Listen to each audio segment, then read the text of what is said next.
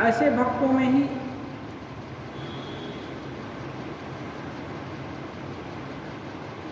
महेंद्रनाथ गुप्त उस समय एक विद्यासागर के स्कूल के हेडमास्टर थे, वो भी थे। जैसा कि आप जानते हैं कि मनुष्य की गति एक सीधी रेखा में नहीं चलती है। जीवन की गति अप और अप डाउन, कभी उत्कर्ष होगा, कभी अपकर्ष होगा, कभी उल्लास होगा, कभी विषाद होगा, ये सबसे भरा हुआ है। यद्यपि महेंद्रनाथ गुप्त बहुत पढ़े लिखे थे, कई विषय में एमए थे। उस समय एमए एक विषय में होना बहुत बड़ी उपलब्धि थी, वो कई विषय में एमए थे। फिर भी पारिवारिक कलह के कारण वो अस्थिर हो गए थे, यहाँ की तक कि जीवन को ही खत्म कर देना चाहते थे। ऐसे समय में घूमते उनकी भगिनी पूर्णागत अपनी भगिनी के पास गए, सोचे उधर जाकर के थोड़ा निर्धारित करेंगे कि क्या करें। असमंजस में है, जब जीवन से निराश हो जाता है, यहाँ तक कि जिंदगी को समाप्त भी कर देने का संकल्प उनका था। तो ऐसे अवस्था में एक साथी मिल गया, उनको श्री रामकृष्ण देव के पास ले गया। वो बोला कि सिद्धू उसका नाम, वो बोला कि दादा चलिए दक्षिणेश्वर घूमकर आते हैं, बहुत अच्छा रानी रासमणी का काली बाड़ी है, उसमें एक अच्छे महात्मा रहते हैं, उनको भगवत दर्शन होता है, चलिए उनके दर्शन करेंगे। और मास्टर महाशय सिद्धू के साथ घूमते हुए आए और कुछ प्रसन्न हुआ। उनको ऐसा लगा कि उनको संजीवनी बूटी मिल गई, जिसका अभाव उनके जीवन में था, वो मानो यहीं उसका संधान मिला, उसका अभाव की पूर्ति यहीं होगी। और श्री रामकृष्ण देव के वचनों से ऐसे प्रभावित हुए कि मानो अमृत पी रहे हो। इसीलिए तव कथामृतम तप्त जीवनम कविभिरीडितम कल्मषापहम श्रवण मंगलम श्रीमदातमम भूरि गृह्णन्ति भूरिदा जना। ये गोपी लोगों का उद्गार है। गोपियाँ जब श्री कृष्ण के साथ रास में आनंदित हो रही थी, गर्व, तो उस समय उनके दिल, किसी के दिल में गर्व का अनुभव हुआ कि हम कितनी धन्य हैं, कितनी श्रेष्ठ हैं कि स्वयं भगवान हमारे साथ नाच रहे हैं, कूद रहे हैं, खेल रहे हैं।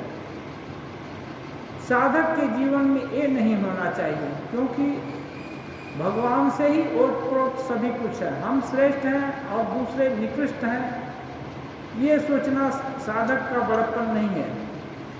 साधक को ये सोचना चाहिए कि भगवान ने कृपा करके हमको ऐसी उन्नत अवस्था दी है कि हम उनको सोच पा रहे हैं।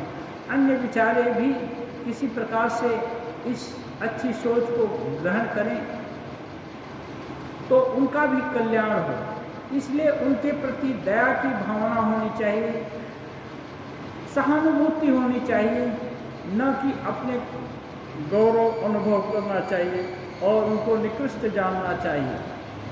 तो गोपियों के दिल में ये सब भाव तो स्पॉन्टेनियस होते हैं, ये सोच विचार कर नहीं होता है। दिल का भाव तो स्वभाव जैसा रहेगा वैसा होगा। तो वो भी बेचारी ब्रज की गोपियाँ, और उनके दिल में आया कि वो बहुत धन्य है, माने उनका अहोभाग्य है। सब ठीक था, लेकिन गर्व अनुभव हुआ तो तुरंत श्री कृष्ण अंतर ध्यान हो गए। क्योंकि भगवान गर्भहारी जनार्दन बोलते हैं। गर्भ रहना क्या है? भगवान और भक्त के बीच में बाधा की सृष्टि कर देता है। अब वो कंटकाकीर्ण मार्ग हो तो उस पर आसानी से नहीं चला जाता, इसलिए भगवान भक्त का कंटक दूर कर देना चाहते हैं, इसलिए वो अदृश्य हो गए।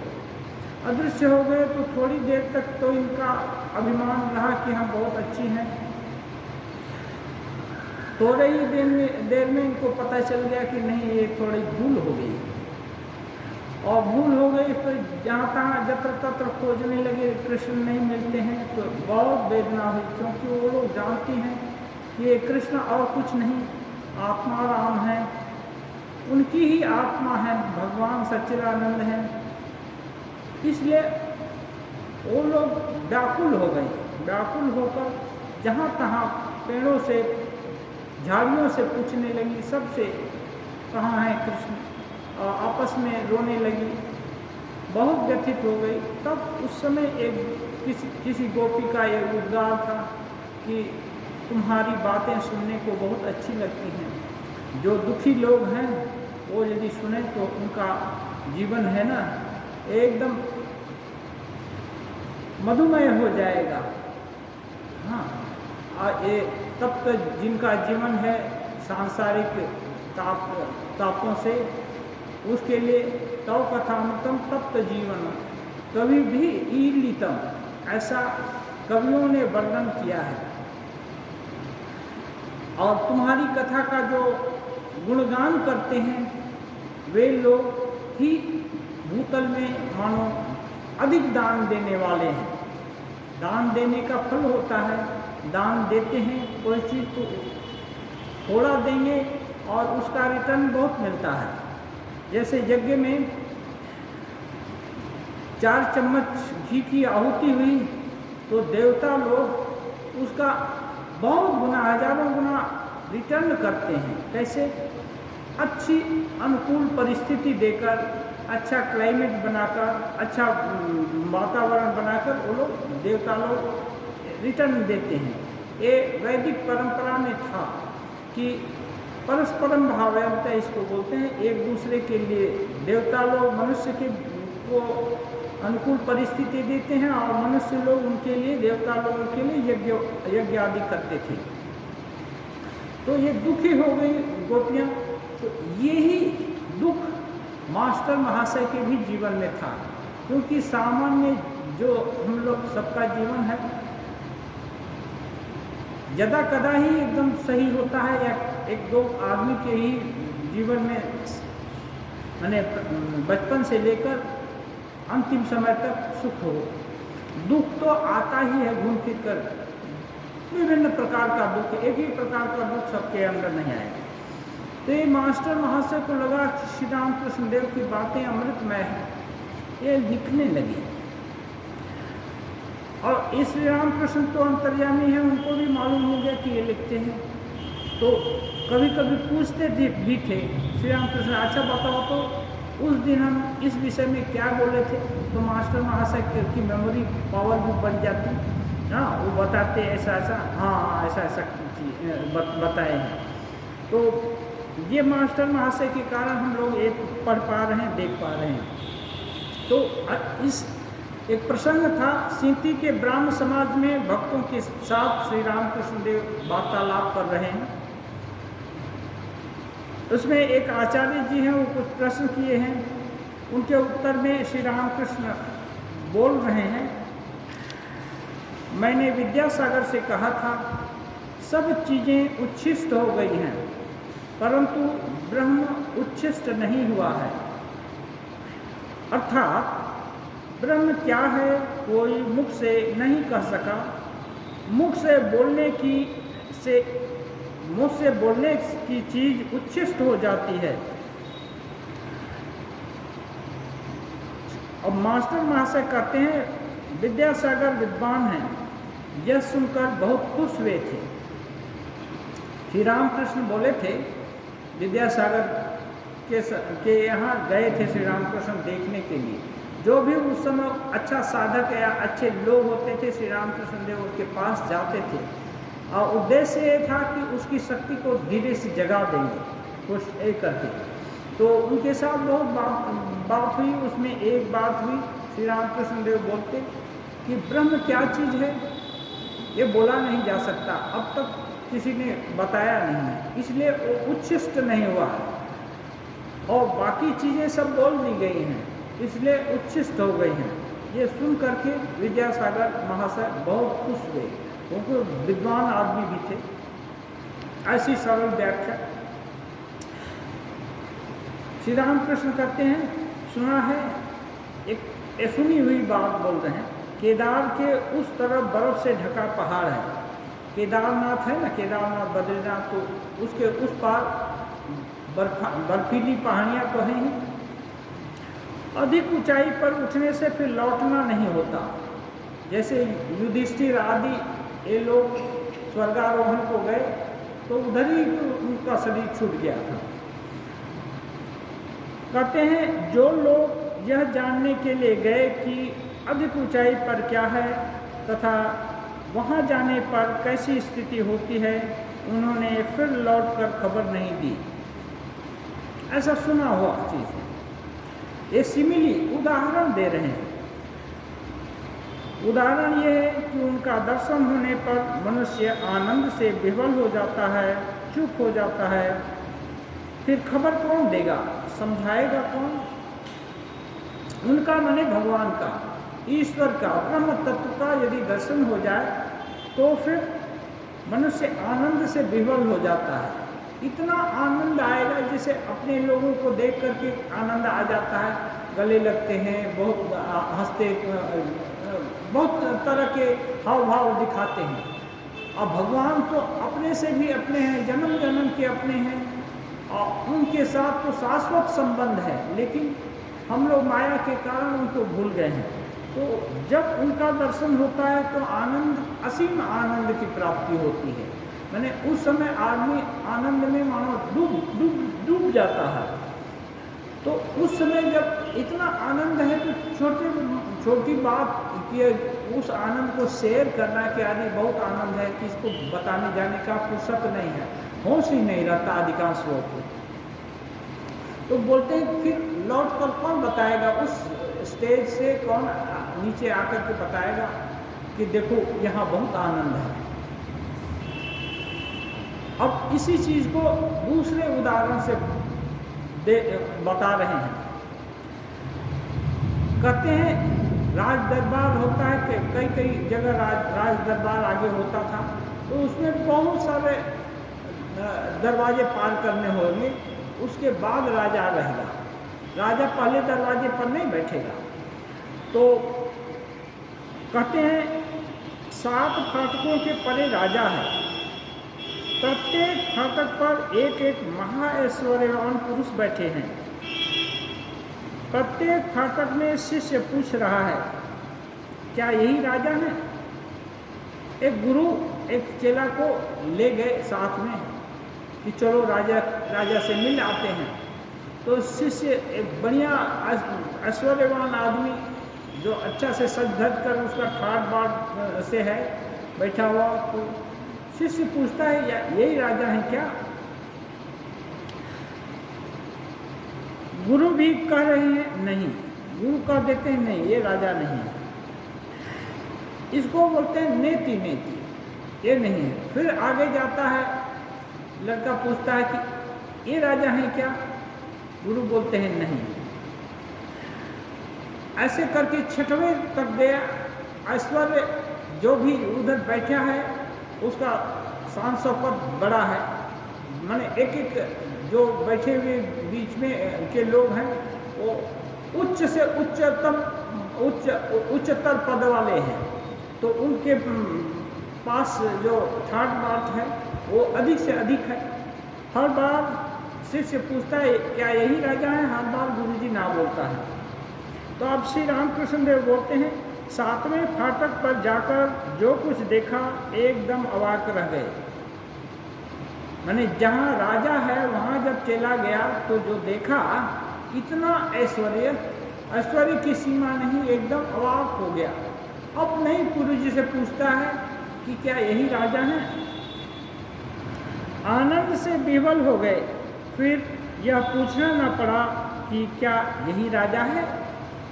देखते ही सब संदेह मिट गया।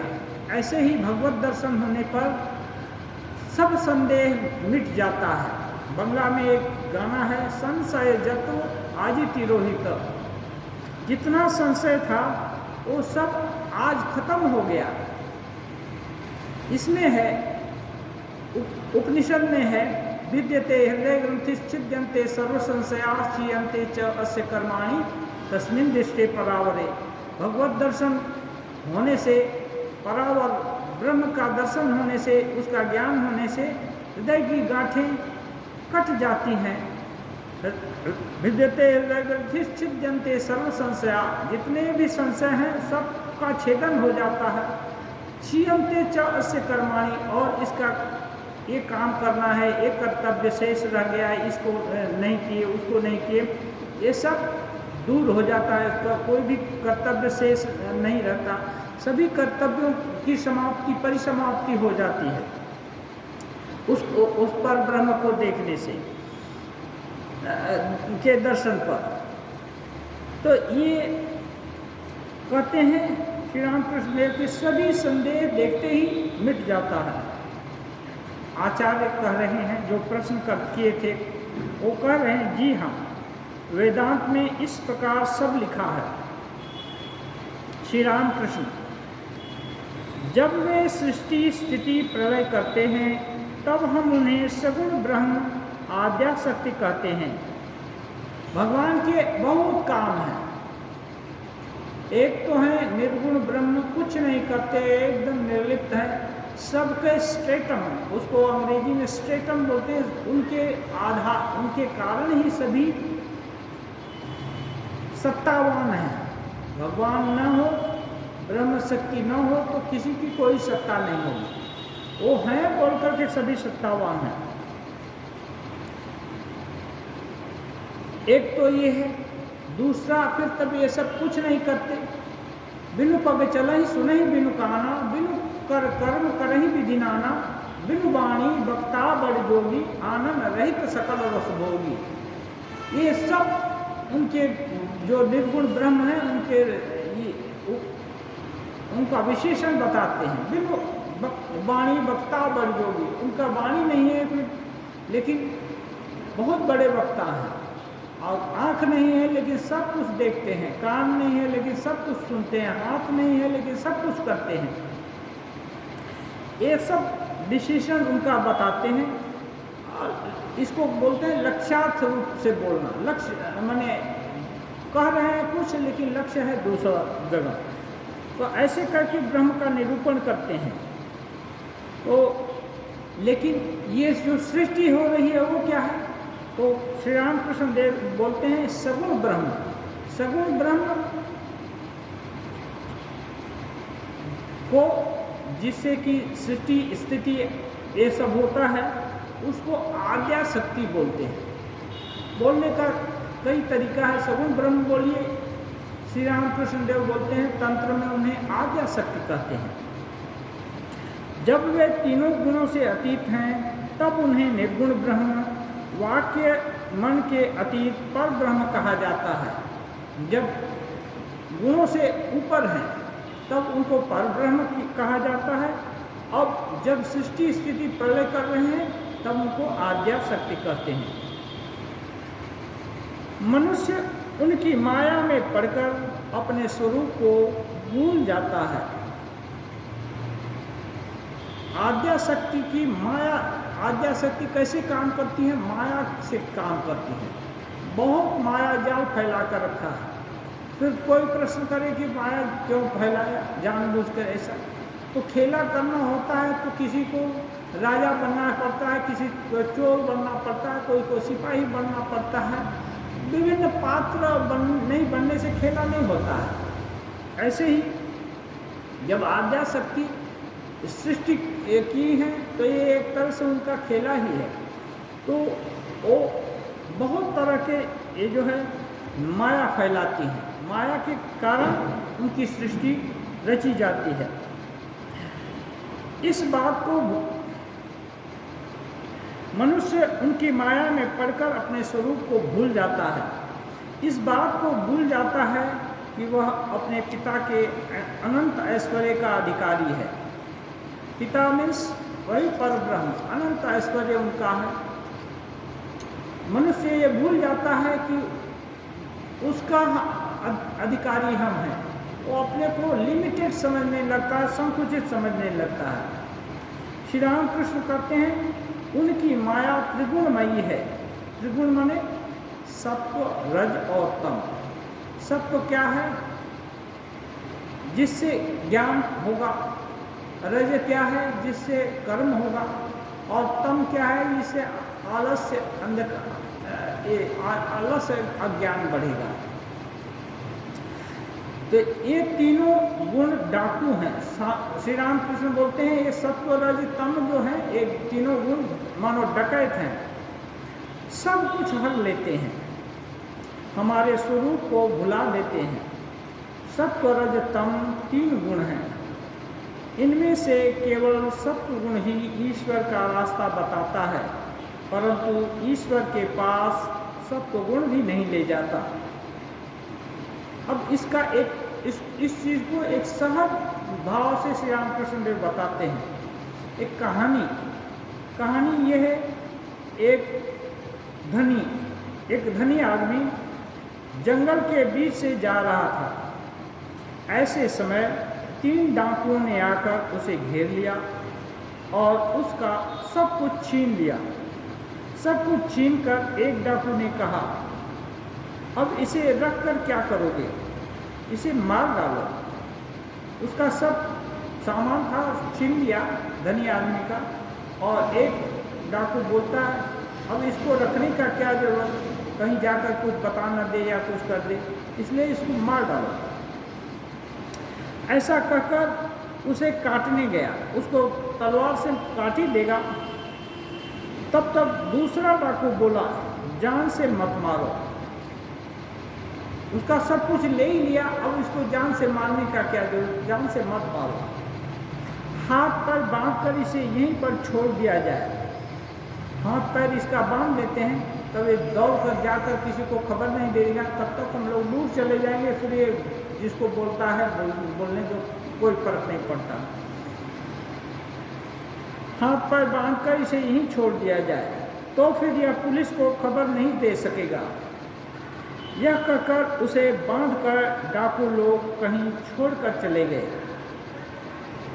उसको बांध दिया, सब लोग एग्री हो गया और तीनों बांध दिए। उसके बाद कहते हैं थोड़ी देर बाद तीसरा डाकू लौट आया। तीसरा डाकू थोड़ा दयावान था, वो लौट कर आया, पेड़ से बांध दिया, कहीं जंगली जानवर आएंगे तो उसको खा लेंगे, खोल देने से तो चला तो जाएगा।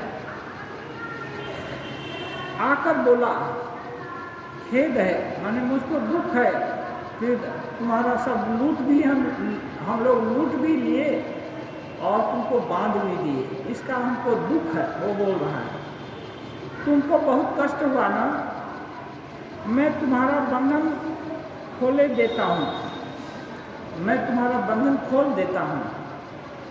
बंधन खोलने के बाद उस व्यक्ति को साथ लेकर डाकू रास्ता हुआ दिखाता हुआ चलने लगा। ये तो जंगल था ना, उसका बंधन भी खोल दिया और उसको उस डाकू में हिम्मत है कि ये कुछ नहीं कर पाएगा अपना, इसलिए उसको रास्ता दिखाकर जंगल के बाहर तक ले गया। सरकारी रास्ते के पास जाकर उसने कहा, जब सरकार का रास्ता जब रोड है ना वो आ गया, तब वो उसको दिखाकर बोलता है इस रास्ते से चले जाओ, अब तुम सहज ही अपने घर जा सकोगे। इस रास्ते से जाओ, अब आराम से तुम घर चले जाओगे, जंगल पार हो गए। अब उस व्यक्ति ने कहा, वो व्यक्ति जो धनी था, अब उसको बहुत एहसानमंद हुआ कि कहाँ बाघ भालू खा लेते, इसने तो हमारे ऊपर दया की, हमको छोड़ दिया। उस व्यक्ति ने कहा यह क्या महाशय, आप भी चलिए, आपने मेरा कितना उपकार किया। हमारे घर पर चलने से हम कितने आनंदित होंगे। एहसानमंद हुआ और बोलता है, ये क्या महाशय, यदि आप हमारे साथ चलें अपने घर पर तो हम लोग बहुत आनंदित होंगे। आपने हमारा बहुत उपकार कर दिया, हमको यहाँ पहुँचा दिया, खोल भी दिया। तब डाकू कहता है, डाकू ने कहा, नहीं, मेरे वहाँ जाने पर छुटकारे का उपाय नहीं, पुलिस पकड़ लेगी। डाकू जानता है अपने को कि वहाँ जाने से ही पुलिस मुझको पकड़ लेगी, इसलिए मेरा जाना वहाँ तक नहीं होगा। यह कहकर रास्ता बताकर वह लौट गया। वो बोल दिया रास्ता। ऐसे ही ये जो सब साधक के अंदर जो सत्व रज तम ये सब हैं, तो साधक का सत्व गुण उनको भगवान का रास्ता दिखा देता है कि इस रास्ते से चलो, यहाँ पहुँच जाओगे। लेकिन समाधि तक, भगवत दर्शन तक एक गुण भी नहीं जाता, ये कुछ दूर ही रुक जाता है। जैसे किसी बड़े आदमी के घर के पास तक कोई जाए और अपॉइंटमेंट हुआ है तो उसका जो भी कर्मचारी लोग होते हैं, बाबू बुलाया है किसी को, तो वो उसके दरवाजे तक ले जाकर छोड़ देता है कर्मचारी, फिर भीतर नहीं घुसता। आप जाइए बाबू, आपको ही तो बुलाया है। ऐसे ही साधक को जब भगवान लाभ होता है तो एक गुण नहीं जाते, क्योंकि गुण का प्रवेश वहाँ नहीं है, ये माया के अधीन है और वहाँ माया का राज्य नहीं है। अब श्री रामकृष्ण देव कहते हैं, पहला डाकू तमोगुण है, जिसने कहा था इसे रख कर क्या करोगे, मार डालो। तमोगुण से विनाश होता है। दूसरा डाकू रजोगुण है।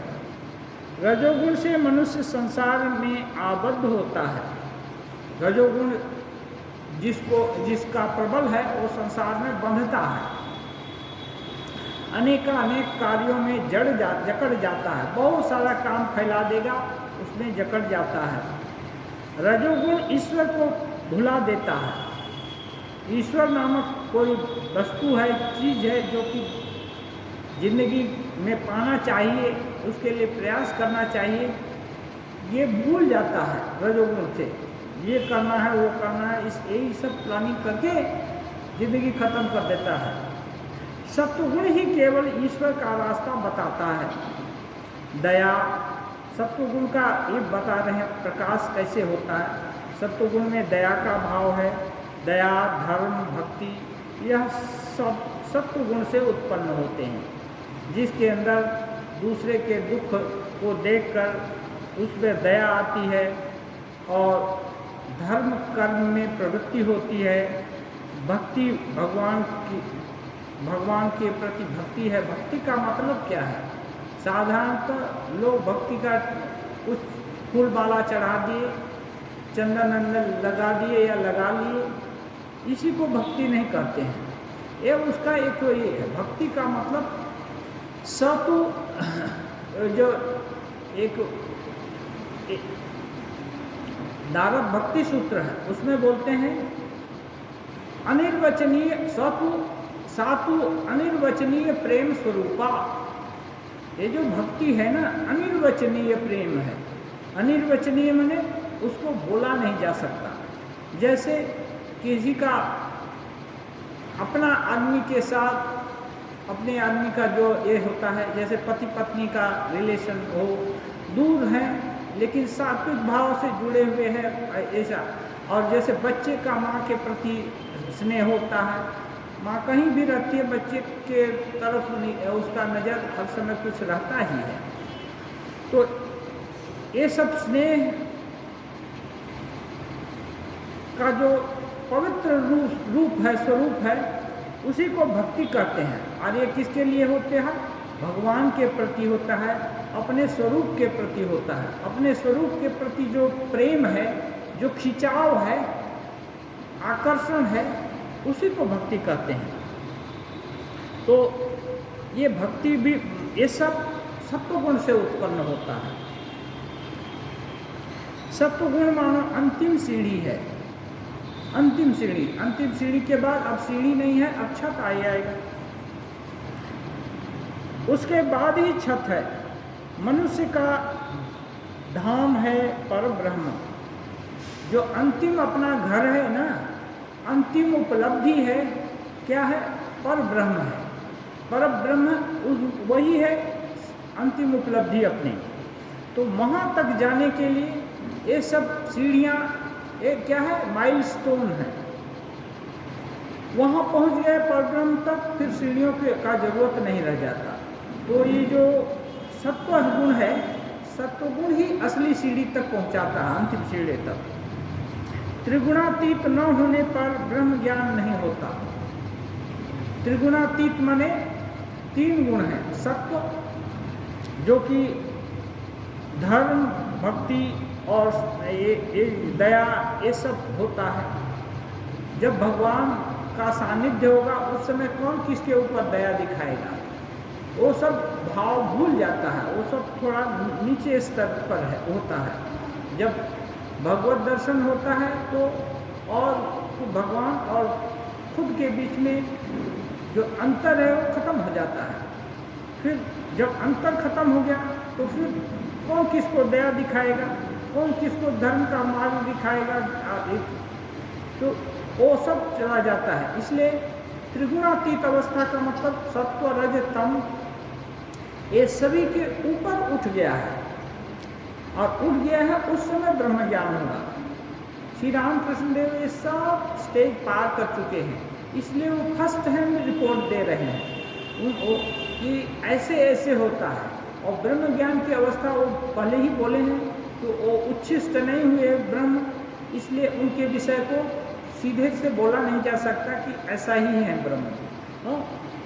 ऐसा नहीं है, ऐसा नहीं है, ऐसा नहीं है, ऐसे करके बोलते हैं नेति नेति। ये टेबल ब्रह्म है, नहीं। ये माइक ब्रह्म है, नहीं। ये आदमी ब्रह्म है, नहीं। ये औरत ब्रह्म है, नहीं। ये पंखा ब्रह्म है, नहीं। तब क्या ब्रह्म है? ब्रह्म जो जिसके कारण सभी का अस्तित्व है। ये जो भी वर्णन किया गया उसका, पृथ्वी का, और जो कुछ भी इस संसार में सूर्य, चंद्र आदि आदि के विषय में सोच सकते हैं, सबका अस्तित्व उसी के कारण है। और उसकी कल्पना कर सकते हैं, वही परब्रह्म है। तो ऐसे लक्ष्य करके बोला जा सकता है, सीधे से नहीं। इसलिए ब्रह्म उच्छिष्ट नहीं हुआ है। आचार्य पूछ रहे हैं, केनाराम की बेचाराम, ये जो आचार्य हैं, बेचाराम आचार्य हैं, ये ब्राह्म समाज के आचार्य हैं, सिंती के ब्राह्म समाज के। ये पूछ रहे हैं, अच्छा हुआ, ये बहुत अच्छी बातें हुई। श्री रामकृष्ण हंसते हुए, भक्त का स्वभाव है, जानते हो, मैं कहूँ सुनो, तुम कहो मैं सुनूं। तुम लोग आचार्य हो, कितने लोगों को शिक्षा दे रहे हो, तुम लोग जहाज हो, हम तो हैं मछुओं की छोटी नैया। सभी लोग हंस पड़े। क्या है, ये लोग आचार्यगिरी करते हैं। ये लोग पेशेवर भी कुछ हैं, कुछ लोग सैलरी लेकर भी पुरोहिती का काम करते हैं, आचार्यगिरी करते हैं। तो ये विभिन्न ब्राह्मण समाज के में ये लोग एक आचार्य नियुक्त करते हैं। वो संध्या उपासना आदि करेंगे और उसके बदले में वेतन भी लेंगे, उनकी जिंदगी भी चलेगी और दूसरा उपदेश आदि भी देंगे। तो इसलिए श्री रामकृष्ण हंसते हुए बोलते हैं, जानते हो, श्री रामकृष्ण का स्वभाव है भक्त लोगों के साथ, वो भक्त है। तो बोलते हैं भक्त लोगों का स्वभाव है कि मैं बोलता हूँ तुम सुनो, तुम बोलते हो मैं सुनूं। और इससे भिन्न तुम लोग आचार्य हो। आचार्य लोगों का स्वभाव है कि आचार्य लोग ही बोलेंगे, बाकी सब सुनेगा। हाँ, वो बहुत ज़्यादा जानते हैं। हाँ, तो सब समय शिक्षा देते रहते हैं। लेकिन भक्त लोगों में ऐसा नहीं होता। भक्त लोग खुद बोलता भी है और सुनता भी है, दोनों ही होता है। ये थोड़ा हंसी करने के लिए बोल रहे हैं। तुम लोग जहाज हो और हम मछली पकड़ने वाले मछुआ होते हैं, उनकी छोटी सी नौका होती है। तो हम लोग छोटी सी नौका है और तुम लोग जहाज हो। जहाज क्या कर सकता है? बड़े बड़े चीज़ों को लेकर जा सकता है, हाथी भी कई ठो ले जा सकता है। लेकिन छोटी सी डिंगी जो होती है उसमें 4 आदमी बैठ जाए तो डूब जाएगी। वो ज़्यादा नहीं है, बहुत जोर तो एक मछुआरा या 2 मछुआरे उसमें जा सकते हैं, आराम से मछली पकड़ सकते हैं। नहीं तो मछली रखने का जगह ही नहीं रहेगा, नौका उनके बाहर से ही डूब जाएगी। तो इसलिए ठाकुर बोलते हैं हम लोग छोटी डिंगी हैं और तुम लोग जहाज हो। ये हंसी करने के लिए। तो ठाकुर का इसमें, इस व्यंग में भी एक उपदेश है। उपदेश यही है, श्री रामकृष्ण देव बोलते हैं सच्चिदानंद ही गुरु हो सकते हैं, साधारण लोग उपदेश नहीं दे सकता। जिनको चपरास प्राप्त है, चपरास माने अधिकार, और ये अधिकार लोक शिक्षा देने का अधिकार साधारण लोग नहीं दे सकते हैं। जैसे कोई यूनिवर्सिटी अधिक से अधिक कुछ डिग्री देती है एक क्लास में इस चीज़ को पढ़ाने के लिए, ऐसे ही आध्यात्मिक शिक्षा देने का जो चपरास है, इसको बोलते हैं डिग्री बोलिए या जो कुछ भी, ये जो अध्यात्म के प्रवर्तक हैं माने भगवान ही अधिकार दे सकते हैं कि नहीं तुम लोक शिक्षा दो। तब ऐसा व्यक्ति यदि जो कुछ भी बोलेगा, समाज झुंड आकर के उनका सुनेगा और उसका समाज पर ये लॉन्ग लास्टिंग इफेक्ट होगा। जैसे स्वामी विवेकानंद जी कहाँ अमेरिका में बोले और यहाँ पूरा भारत जग गया। स्वामी जी यहाँ नहीं बोले, अमेरिका में बोले, लेकिन भारत जग गया, पूरा जन जग गया। अब कितना जोश, कितना एक उत्तेजना कि कब आएंगे। और जब आए लौटकर तो नवयुवक, यहाँ तक कि राजा लोग स्वामी जी का जो घोड़े को खोलकर वो जो अपने से खींच करके राजा लोग ये घोड़ा बने। एक तरह से राजा लोग घोड़े को हटाकर खुद खींचे स्वामी जी का रथ। तो इतना सम्मान दिए, पूरा भारत उस समय जग गया था कि नहीं, अपने अंदर भी कुछ है, हम भी कुछ हैं। मैंने भारतीय में भी कोई ऐसी शक्ति है जो कि विदेश के लोगों में नहीं है। तो ये चेतना उस समय जग गई थी।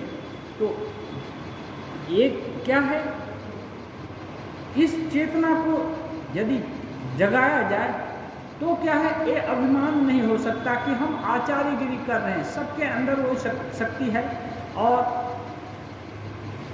आचार्य वही होता जैसे स्वामी विवेकानंद आदि, इनको अधिकार है। श्री राम कृष्ण देव बोले थे नरेंद्र शिक्षा देगा, तो श्री राम कृष्ण देव आधिकारिक पुरुष थे, वो बोल सकते हैं। और फिर नरेंद्र के जो भाषण दिए, sisters and brothers of America, इतना कहते ही चारों तरफ से तालियों की गड़गड़ाहट हो गई। करीब 4,000 से ज़्यादा लोग उस हॉल में, कोलंबस हॉल में बैठे थे। पूरे लोग तालियां बजाने लगे और मानो वो फूले नहीं समाते हैं, उनका दिल नाचने लगा और खड़े हो गए। उसके बाद समय खत्म हो गया था, लेकिन फिर उसको समय को एक्सटेंड करना पड़ा सभापति को, और तब स्वामी जी संक्षिप्त 5 मिनट का भाषण दिए और पूरे देश में, क्या विश्व में प्रसिद्ध हो गए उसी समय। तो ये अधिकार प्राप्त होने से है।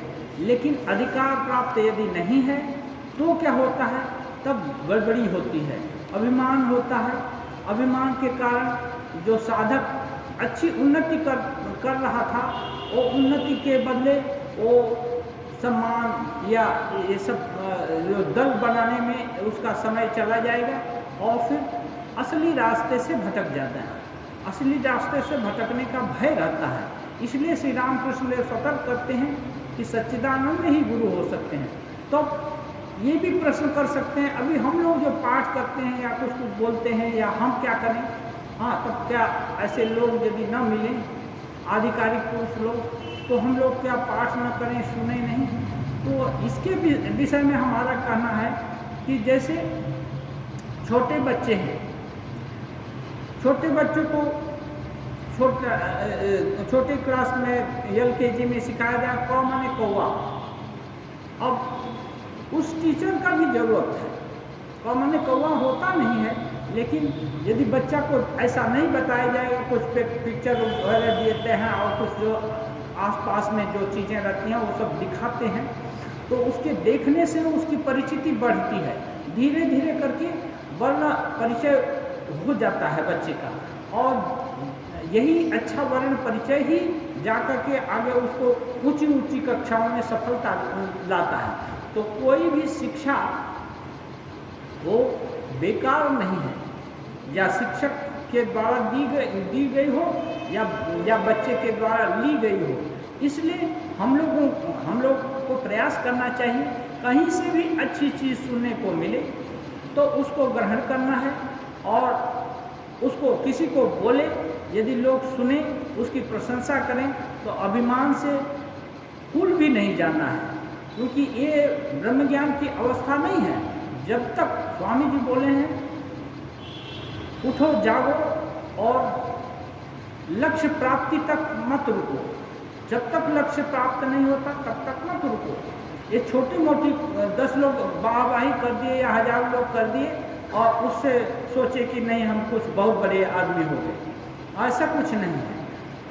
आप एक क्या इसको बोलते हैं, जैसे एक छात्र अब थोड़ा ज़्यादा होशियार है, पढ़ लेता है और दूसरे छात्र को सहायता करता है कि देखो भाई हम ये समझते हैं, टीचर नहीं है, अच्छा ठीक है हम ऐसे बताते हैं, देखो इस ऐसे समझ लो तो तुम्हारा भी काम चल जाएगा।